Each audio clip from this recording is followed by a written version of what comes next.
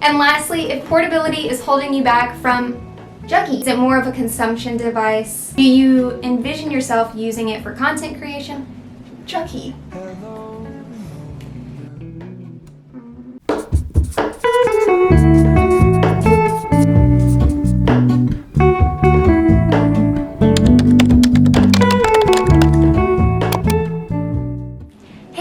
And welcome back to the channel. Since upgrading to the 12.9-inch iPad Pro, I've gotten a lot of questions about why I made that switch, the differences between the 11-inch and the 12.9-inch, and all kinds of questions about what size to get, how do I know what size to get, so I'm going to be covering that in today's video. So I'm going to be splitting up this video into 4 main points: price, portability, pertinence, and psychology. So I won't be considering the different models of the iPad. I'm only going to be assuming here that you are set on purchasing the iPad Pro and you just need help determining what size to get, whether that is the 11-inch size or the 12.9-inch size. So eliminating all other factors, we're just going to focus on choosing one size over the other. So of course I have to start with number 1 on our 4 P's list, and that's price. I feel like you can't decide on a size without also considering the price, so I'm going to have that as our first point. There is a price difference between both the 11-inch and the 12.9-inch size, so of course the 11-inch size is cheaper than the 12.9-inch size. If the difference of money isn't your concern, then this point in the video won't matter all that much. Perhaps you're trying to find out if you're getting the best bang for your buck by going with the bigger size, even though there is that price difference. However, it is a point I felt that needed to be considered, since price is a super important component of any purchase that we make, especially a big purchase like an iPad Pro. So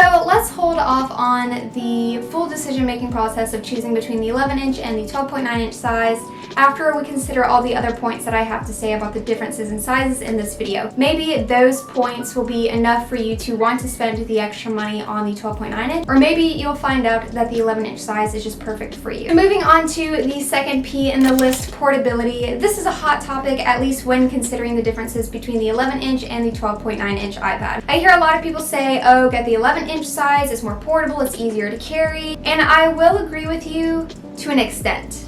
So when it comes to portability, obviously the 12.9-inch size is larger than the 11-inch size, otherwise we wouldn't be making this video at all.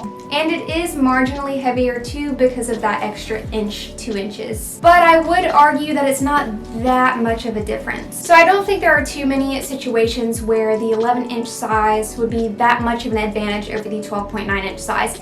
If we were comparing an 11-inch iPad Pro and a 15-inch iPad Pro, then perhaps there are situations where having the 4 or 5 inches less of that screen space is helpful. But given that the 12.9-inch iPad isn't really all that much bigger than the 11-inch size, I really don't think portability should be your main concern when choosing between the two sizes. So I carry and take my iPad with me everywhere, and never at any point was I like, you know, I really wish I had an iPad that was just an inch or 2 smaller than what I need to use it for. I also never think, hey, I shouldn't take out my 12.9-inch iPad because it's just too big. And again, I also never think I should take out my 11-inch iPad because it's small enough. So again, portability isn't really a huge issue as far as determining what size to get. Okay, the third point I want to consider is pertinence, our third P in the list. I really just chose this word to kind of fit in with our P trend, but really the word I'm trying to get at here is relevance. What are you using the iPad for, or what do you envision using your iPad for? How will you use it? How might you use it in the future? So are you mainly using it as kind of a consumption device? Are you using it for minimal note-taking and reading, YouTube videos, watching Netflix? Do you envision yourself using it for content creation? And this is why I think pertinence is the most important thing to consider when choosing between the two sizes. Obviously, it will be more pleasing to watch things like Netflix and YouTube on the bigger screen, but if you only plan on taking notes for classes or doing light reading, perhaps the larger screen really isn't all that necessary. So personally for myself, I justified getting the 12.9-inch size after having used and loved the 11-inch iPad Pro for 2 reasons.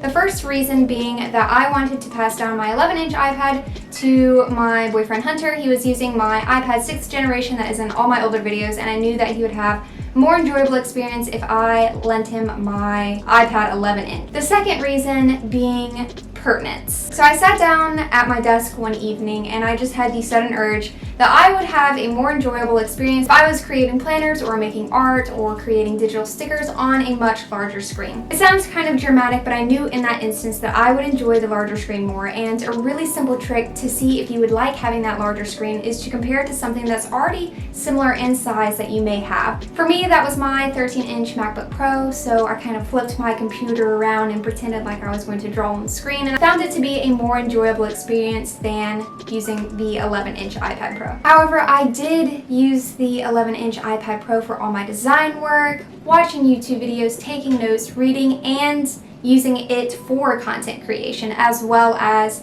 the usual consumption things with Instagram and Facebook, YouTube, Instagram. But regardless of size, the iPad Pros all do the same thing. It really just comes down to your gut feeling about the size, which goes into our next and final topic, psychology. So I'm a big proponent of listening to your gut. They know what's up.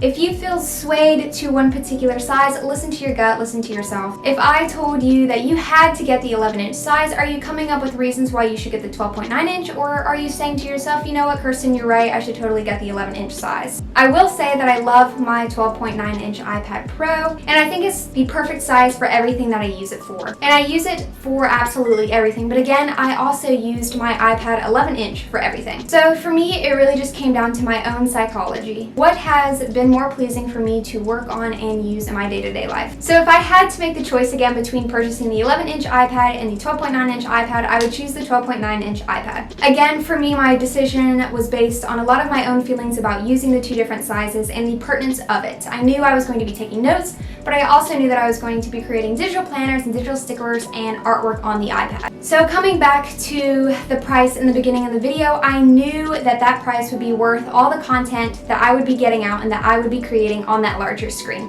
And it would be a much more enjoyable experience for me, and I would be much more likely to want to create content on that larger screen. So I justified spending that extra price on the larger screen size. So what it really comes down to is, what are you going to be using your iPad for? You might not be able to justify the price of the larger screen if you're just going to be doing simple note-taking and watching videos on YouTube and Netflix and simple reading. However, if you're doing a lot of content creation, perhaps you'll have a more enjoyable experience on the larger screen. Again, I really do think it comes down to psychology and what you'll be using your iPad for, and whether or not those two factors influence the difference in the price. And lastly, if portability is your only concern between the difference between the 11-inch and the 12.9-inch iPad, the difference is almost negligible. Again, there's never an instance where I'm like, I shouldn't take out my iPad right now because it's much too big.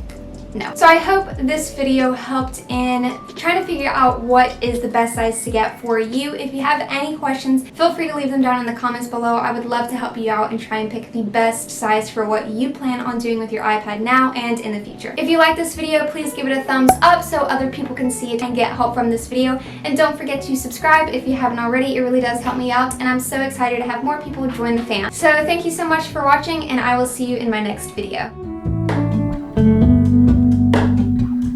Hello, Ramona. I can't shake the simplest